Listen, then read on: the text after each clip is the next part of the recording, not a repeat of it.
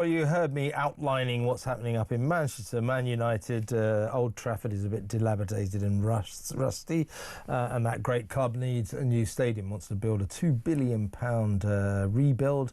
I think they're going to call it New Trafford. It's going to be designed, or it has been designed, by Norman Foster, Lord Norman Foster, one of our celebrated architects, possibly our most celebrated architect.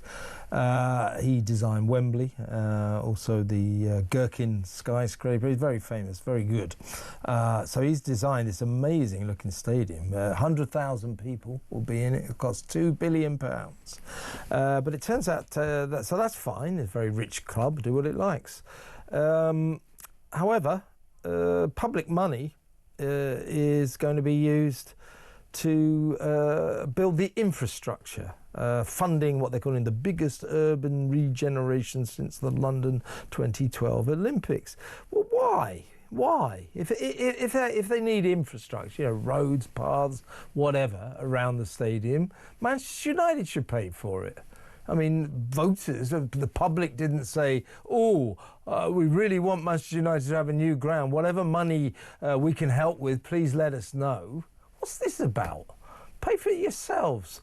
Let's talk to William Yarwood at the Taxpayers Alliance. Now, William, alarming news reaches me that you think this is a good use of taxpayers' money. Well, good evening, Kev. Not quite, actually. I don't think it's the worst thing I've ever seen. I'm not against infrastructure building more specifically.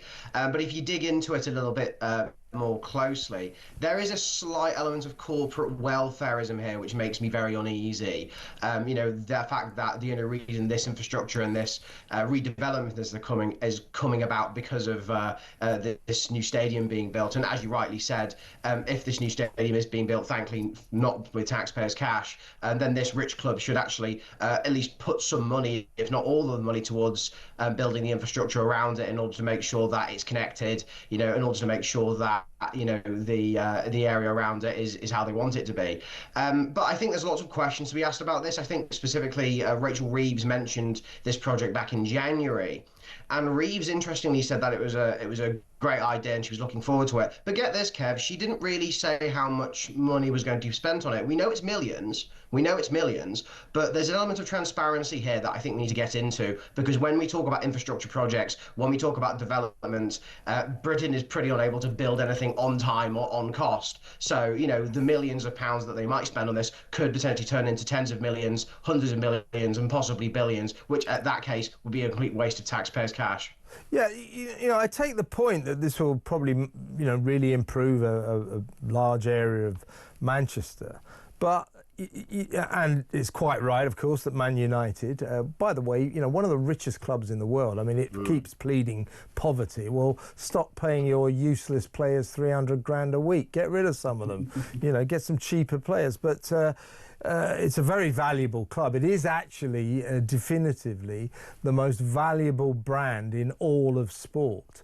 The Man United name is massive globally, bigger than anything else. So I think it's a bit rich, if I can use that phrase, that it's got perfectly entitled to build their new stadium. Good luck to them. But it's a bit rich. They should expect taxpayers to fund the infrastructure around that stadium. That infrastructure, no doubt, will be required. New roads, paths, shops, whatever, restaurants. Well, Man United should pay for that, not the taxpayer. Yeah, quite. And also the question is actually, not everybody in Manchester is obsessed with football or obsessed with Man United. Like you said earlier, they actually never had a vote or a say on this. That also in Trafford specifically, Kev, they're having to put up with a 7.5% council tax hike at the moment for the next financial year. So not only being taxed more, but a lot of this money will probably come out of local government investment funding, which should be going towards, the basic things. So yeah, once again, it is very confusing. I think a lot of it has been done because of the whole growth agenda we have at the moment, which obviously I'm certainly in favour of. But I don't think you can just suddenly grow the economy by making taxpayers cough up for some extra roads and some new railways, because like I said, the majority of people in Manchester might actually not be using that new railway, might not be using those new roads, might have actually zero interest in footballers at all. So yeah, I mean, Manchester United should be coughing up a lot more for this infrastructure redevelopment project, I think and the they should government pay for it all, unclear. William. I think they Yeah, should yeah. pay. They should pay for it all. Ian Duncan Smith phrased it well. He said, "Why should taxpayers' cash be used simply to justify a football club's desire to improve its ground?" Yeah.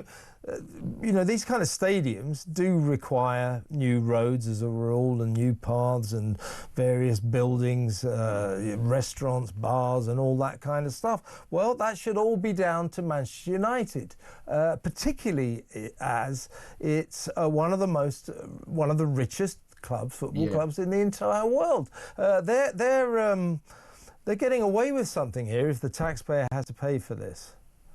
Yeah, this is why I raised the question about corporate welfareism and whether there's been any deals happening behind closed doors that we don't know about, which is why the important point here is transparency.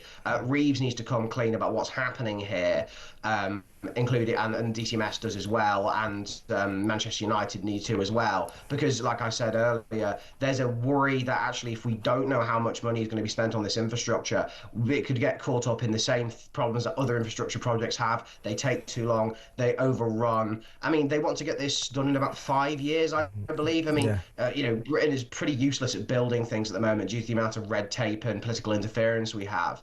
I'd be surprised if it even got off the ground in 5 years. So this has the potential to cost local taxpayers a lot more than just a few £1 million. And the fact that Reeves hasn't come clean about where this money is coming from. I mean, also, apparently, Kev, we have no money, but there's money for this, interestingly enough. So how is that being funded? Is that being funded by tax rises? Is it being funded by, borrowing? We don't know.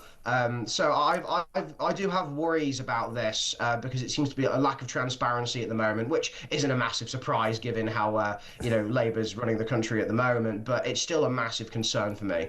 Yeah, so Chancellor Reeves, Robert Reeves, she said that this Old Trafford project, or the New Trafford project, is and I quote, shining example of government plans for economic growth. Well, the chronology of this, club wants to build new stadium, goes to the government, said any fear you can cuff up the roads and the paths and the buildings that we'll need. Government, oh yeah, all right then.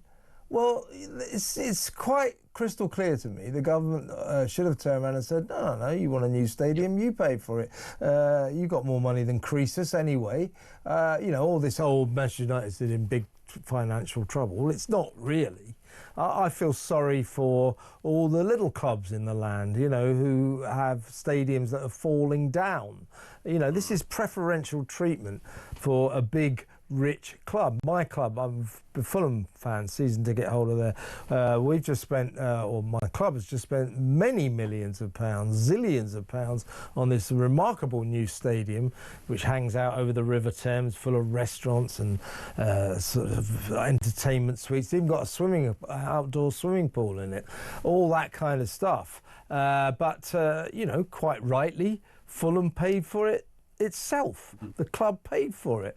Why is Manchester United, of all clubs, getting special dispensation?